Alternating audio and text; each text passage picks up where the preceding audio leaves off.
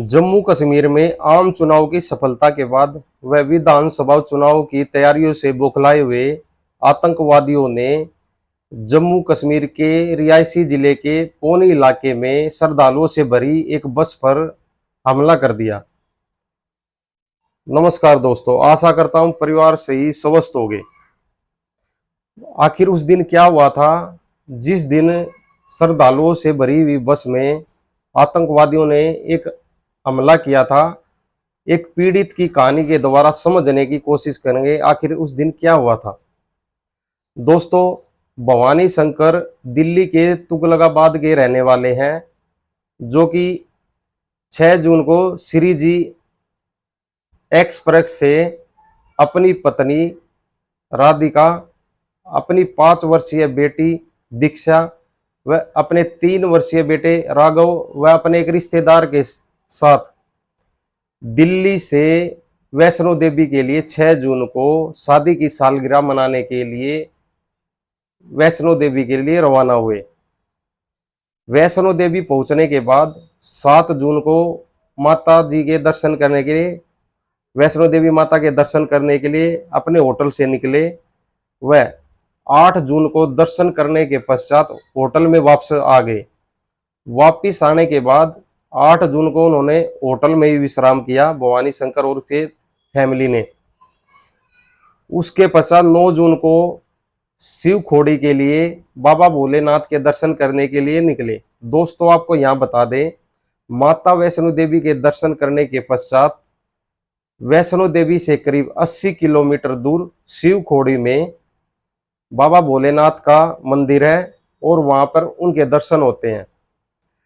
भवानी शंकर परिवार सहित 9 बजे यानी 9 तारीख को शिव खोड़ी में भगवान भोलेनाथ के दर्शन करने के लिए निकले। वहां पर शिव खोड़ी में पहुंच जाते हैं और बाबा भोलेनाथ के दर्शन करते हैं। जैसे ही वापस आने के लिए वह किसी व्हीकल का प्रतीक्षा कर रहे थे तो उनको दिखाई दी वहां पर एक बस, जो कि बस का नंबर है JK02AE 3485, JK02AE 3485, जिसके ड्राइवर व कंडक्टर वहां पर आवाज लगा रहे थे कि शिव खोड़ी से वैष्णो देवी। और भवानी शंकर को भी शिव खोड़ी से वापस वैष्णो देवी आना था। वो उस बस में बैठ गए। टाइम हुआ था 9 जून को 3:50। वह बस 4:30 पर वहां से चलनी थी, लेकिन पता नहीं उस दिन क्या हुआ, वह बस वहां से करीब 5:30 पर 42 श्रद्धालुओं को लेकर वहां से चली। और जैसे ही बस 5 से 6 किलोमीटर दूर चली, वहां पर रियासी जिले के पौनी इलाके में टाइम हुआ था 6:10।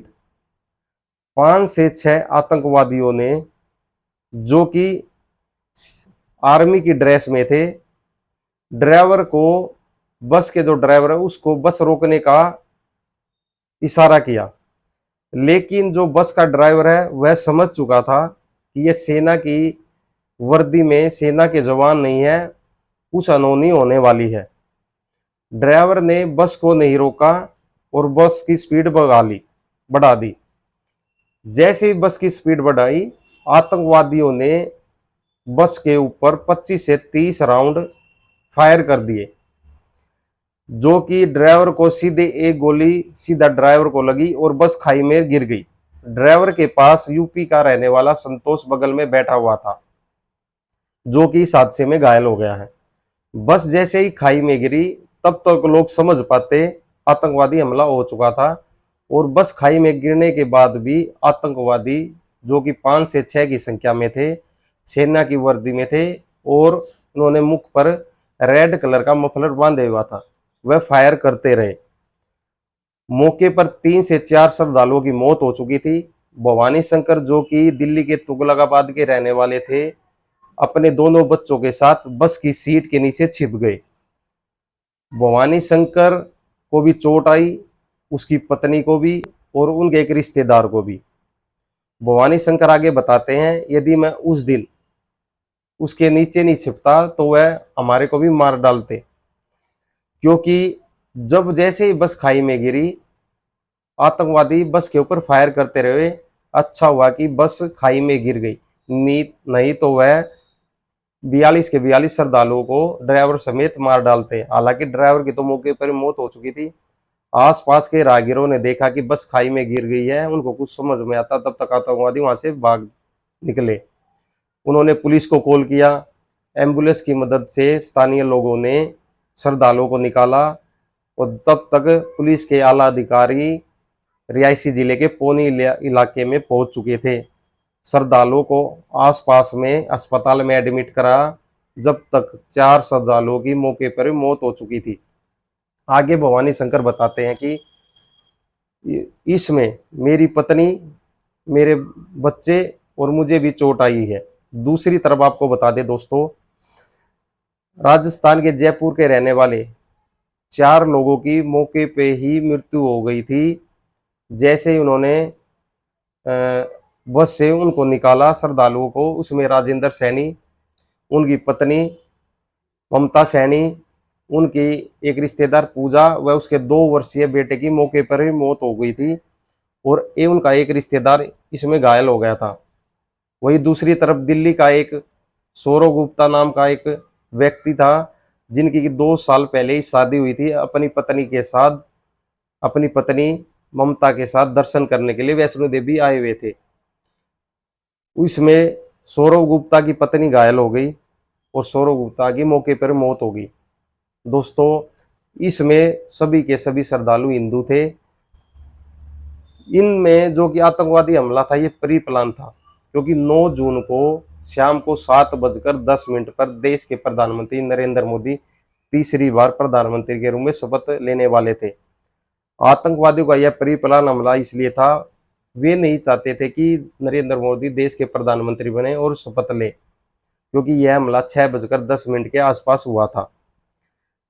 जो कि जम्मू कश्मीर के पुलिस अफसर व राज्य सरकार व सेंट्रल गवर्नमेंट ने यह जांच एनआईए को सौंपने के लिए फाइल भेजी हुई है और आला अधिकारी इसकी जांच कर रहे हैं। क्या नाम है, दूसरे दिन जब पुलिस के और बड़े अधिकारी वहां पर मौके पर पहुंचे, तो वहां पर जो कारतूस मिले, खाली खोल मिले, वे खाली खोल जो कि सरकारी इंसास राइफल के थे। क्योंकि कुछ दिनों पहले ही जो कि सेना की एक टुकड़ी पर आतंकवादियों ने हमला किया था और सेना के जवानों की राइफल छीन ली थी। उनको अंदेशा शायद वही राइफल थी। दूसरी तरफ गोंडा की रहने वाली मुनि गुप्ता बताती हैं कि उस दिन यदि बस खाई में न गिरती तो श्रद्धालु हम सभी को मार डालते। सरकार की तरफ से स्पष्ट कहा गया है कि आतंकवादियों को किसी भी कीमत पर बख्शा नहीं जाएगा, वह आतंकवादियों का सफाया जरूर करेंगे। हम तो सरकार से यही चाहते हैं कि जम्मू कश्मीर सहित पूरे देश में सुरक्षा बंदोबस्त अच्छी होनी चाहिए और जहां पर श्रद्धालु भारी मात्रा में जाते हैं वहां पर तो और ज़्यादा सुरक्षा व्यवस्था होनी चाहिए। सरकार की तरफ से देखते हैं आगे क्या कार्रवाई होती है, आतंकवादियों को पकड़ा जाता है। क्योंकि दोस्तों, आपको भी पता है कि भारत देश में कोई नहीं चाहता कि कोई भी गवर्नमेंट मजबूती के साथ देश के विकास को बढ़ावा दे। पाकिस्तान भी यही चाहता कि शायद ये जो आतंकवादी थे पाकिस्तान से ही आए होंगे, क्योंकि कुछ समय पहले ही 15 से 20 आतंकवादी जम्मू कश्मीर की सीमा में घुस गए थे, जो कि सूत्रों के हवाले से सेना के उच्च अधिकारियों को यह खबर मिली थी। क्योंकि पाकिस्तान नहीं चाहता कि भारत देश तरक्की करे, जम्मू कश्मीर में पर्यटन को बढ़ावा मिले। जम्मू कश्मीर के जो अलगाववादी नेता भी नहीं चाहते, जो कि चुनाव में हार भी गए हैं, वे नहीं चाहते कि जम्मू कश्मीर शांति व्यवस्था बनी रहे और पाकिस्तान भी नहीं चाहता कि जम्मू कश्मीर में शांति व्यवस्था बनी रहे। जम्मू कश्मीर पर्यटन क्षेत्र में आगे बढ़े और वहाँ के लोगों को जो कि आजीविका का जो साधन है पर्यटक के द्वारा मिलता है, वह उनको न मिले। हम तो सरकार से चाहते हैं कि सख्त से सख्त कदम उठाया जाए, जो कि श्रद्धालुओं को एक भरोसा हो कि हम वहाँ पर दर्शन करने के लिए जाएंगे तो सरकार की तरफ से पुख्ता इंतजाम होंगे और सरकार के द्वारा जल्द ही जल्द इन आतंकवादियों को मार गिराया जाएगा और एक सख्त संदेश जाएगा कि कोई भी आतंकवादी जम्मू कश्मीर या भारत के किसी भी क्षेत्र में ऐसा कोई हमला ना करे जिसमें कि किसी भी निर्दोष व्यक्ति की मृत्यु हो। भारत सरकार के द्वारा सख्त से सख्त कदम उठाया जाना चाहिए। दोस्तों इस वीडियो में ये तक था। आशा करता हूँ आपको वीडियो अच्छी लगी होगी, जानकारी अच्छी लगी होगी, क्योंकि भवानी शंकर सहित 33 श्रद्धालु इसमें गंभीर रूप से घायल हुए हैं और आज एक श्रद्धालु ने भी सुबह 10 बजे के आसपास दम तोड़ दिया। अब तक 10 श्रद्धालुओं की इसमें मृत्यु हो चुकी है। इस वीडियो में ये तक था। जय हिंद दोस्तों, धन्यवाद।